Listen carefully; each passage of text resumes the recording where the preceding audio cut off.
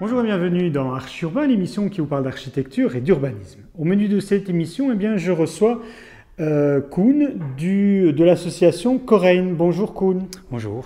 Comment vas-tu? Je vais bien, merci. Oui. Alors, tu peux me dire en 2 mots ce que c'est Corein? Corein is een gidsenvereniging in Brussel die rondleidingen organiseert over de Brusselse stad, vertrekt vanuit architectuur, kunst en de maatschappij. Moi, j'aimerais bien avoir quelques explications parce que pour la première fois à Bruxelles est organisé le Brussels Biennale of Modern Architecture, en anglais. Donc, une biennale sur l'architecture moderniste. Pourquoi? Omdat wij vonden dat in Brussel al veel aandacht wordt geschonken aan andere architectuur, zoals Art Deco, Art Nouveau, maar nog geen evenement bestond dat die modernistische architectuur in de schijnwerpers kon zetten, zowel uit het interbellum als de periode na de Tweede Wereldoorlog. C'est vrai qu'il y en a un peu marre de l'Art Déco. Tout à fait. Alors, justement, pourquoi c'est intéressant l'architecture moderne? Qu'est-ce qu'elle apporte de différent? Het was in een periode dat veel veranderingen waren in architectuur, niet enkel stijlveranderingen, maar ook veranderingen in de maatschappij, veranderingen qua materialen, veranderingen qua bouwtechnieken. En veel van dat patrimonium, wat vandaag nog niet als patrimonium wordt aanzien, verouderd, moet gerenoveerd worden, maar wordt bekeken als lelijk. En wij willen tonen dat er uit die periode, jaren 20, 30, 40, 50, 60, ook mooie dingen zijn gebouwd. En we willen ook het interieur tonen aan het publiek. Alors la biennale, voilà le petit dépliant. Il va se dérouler du 5 au 25 octobre à Bruxelles. On peut voir combien de maisons? Gedurende de biennale zullen er 15 woningen openstaan tijdens 4 verschillende zaterdagen. Et comment vous avez fait le choix? We hebben een keuze gemaakt om zoveel mogelijk verschillende architecten te tonen, verschillende periodes. De helft komt uit het interbellum, de helft komt uit de naoorlogse periode. En we vieren dit jaar ook de 100ste verjaardag van de geboorte van Jacques Dupuy. Dus we tonen ook in het eerste weekend 3 woningen van Jacques Dupuy.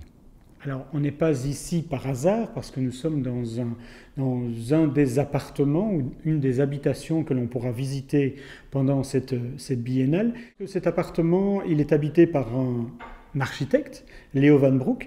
Je te propose que l'on se quitte et qu'on aille retrouver Léo pour qu'il nous donne ses impressions, parce que je pense que ça fait presque 10 ans qu'il habite ici, donc je pense qu'il connaît parfaitement.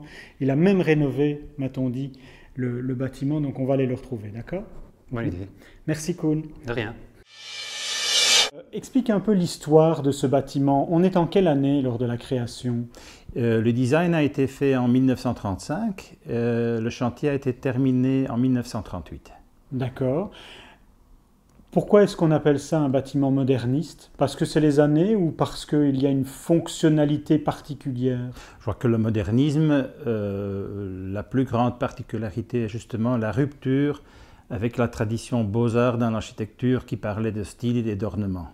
Oui. Et que le modernisme disait peut-être le plus grand souci des architectes et des habitants devrait être la qualité de vie, la lumière et la qualité des espaces. Et peut-être un plan, un concept, un design devrait être le résultat d'une recherche parmi toutes les possibilités formelles pour maximiser ces qualités. Et donc, c'est le début d'une lutte entre le formalisme et le fonctionnalisme, qui disait « form follows function », donc le plan, l'apparition d'un projet doit être le résultat d'une recherche de qualité de vie. C'était aussi la première ou une des premières tours de logement à Bruxelles. Oui. Ça a causé quelques soucis. Oui, oui. Surtout, comme souvent, avec lorsqu'une culture saute un palier, il y a toujours un choc culturel et tout ce qui traite avec l'héritage, avec les traditions est un peu choqué. Donc la demande de permis ici a été fort contestée parmi les monuments et sites. Oui, mais c'est marrant parce que 2 générations plus tard, alors, on a accepté ce bâtiment. Évidemment. Et on l'a tellement bien accepté et digéré qu'il est classé. Il est classé pour le moment. Il est vraiment iconique, il est exemplaire pour son temps. Moi, je te propose qu'on fasse un petit tour on va faire une petite promenade. Et pendant ce temps-là, tu vas peut-être m'expliquer quelles sont les importances du bâtiment. Alors, on va essayer d'avancer comme on peut. C'est un appartement 3 chambres. Oui, oui. Avec de grands espaces quand même, puisque oui. La salle à manger est assez volumineuse. Et puis, dans le plan que l'on voit ici, on remarque quoi? On remarque que l'appartement est transversal. Il est traversant, il a 3 façades même. Les surfaces vitrées font vraiment le tour de toutes les façades de l'appartement. Ça, c'est une particularité, le fait de ce bandeau de fenêtres. Oui, la fenêtre en longueur est une forme presque classique dans le modernisme des années 20 et des années 30. Oui. On parlait aussi d'un changement de vie, et je pense qu'il y a une chose très intéressante au rez-de-chaussée, ce sont des chambres de bonne. En effet, le modernisme va de part avec l'introduction des appareils de ménage, avec la modernisation aussi de la vie quotidienne et le remplacement lentement par le personnel, par les bonnes, par les butlers, des butlers, par des machines. Des machines à laver, des lave-linges, etc., etc. Et donc, ce bâtiment se trouvait sa construction au milieu de cette période de transition. Donc, presque la majorité des gens qui achetaient ici n'avaient jamais vécu dans un appartement. Les appartements n'existaient presque pas. Ben oui, donc dans des grandes maisons de maître avec leurs bonnes. Des petites, si c'était sans bonnes, ou des moyennes ou des grandes maisons de maître avec leurs bonnes, ça dépendant de la taille de l'appartement qu'ils ont acheté ici. Et donc, on voit ici dans la cour intérieure un bâtiment avec 2 niveaux de garage et un niveau de chambre de bonnes. Les bonnes montaient dans les appartements pour venir cuisiner. Ils avaient leur propre toilette ici sur la terrasse. Et ce qu'on voit, c'est les chemins qui leur permettent d'arriver jusqu'ici. Oui, les chambres des bonnes étaient liées avec des ponts aux cages d'escalier. Et donc, les bonnes pouvaient... Il y a des appartements qui avaient même 2 portes d'entrée. Une qui donnait tout de suite dans la cuisine, une qui donnait dans le hall d'entrée et le living. Comme quoi la bonne pouvait entrer et sortir en toute discrétion pour venir faire le ménage, la cuisson et s'en aller de nouveau. Et alors, sur la terrasse, elle a sa propre toilette. Oui, oui. C'est ça, elle avait donc voilà. Et maintenant, il n'y a plus de bonnes ici. Ce sont devenus comme des caves, des chambres de stockage, ce qui est toujours... intéressant en ville. Qu'est-ce qu'on pourrait encore dire sur cet appartement?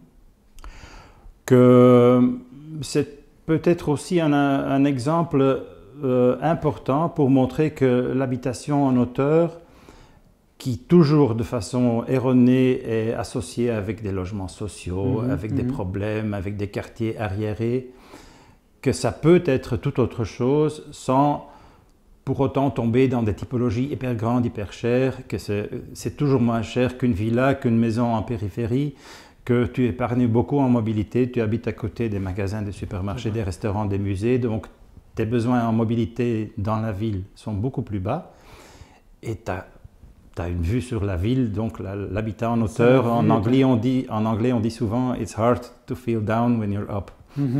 C'est un peu ça aussi. C'est vrai, c'est vrai. Léo, on va se quitter ici. C'est pourtant la première fois que tu es dans Archurbain, donc je t'invite à me rappeler pour voir tes propres créations cette fois-ci. Au plaisir. Au plaisir. Et maintenant, nous allons partir à Watermal-Boisfort parce que Jacinthe nous y attend pour voir une autre maison, mais un peu plus tard. On est en 1957. On y va tout de suite. Ok.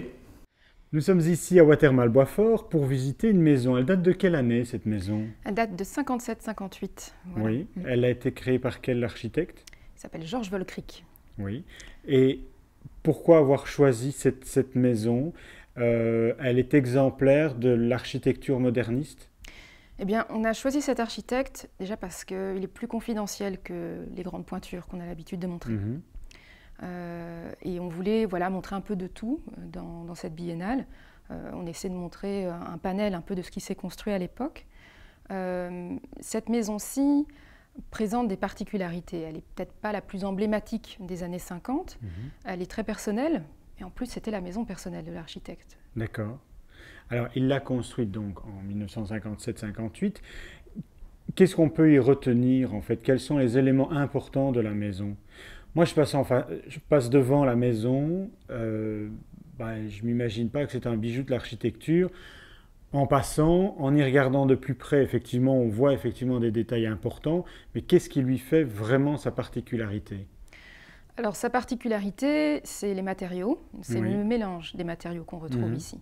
On a vraiment une alliance comme ça de matières qui est assez étonnant.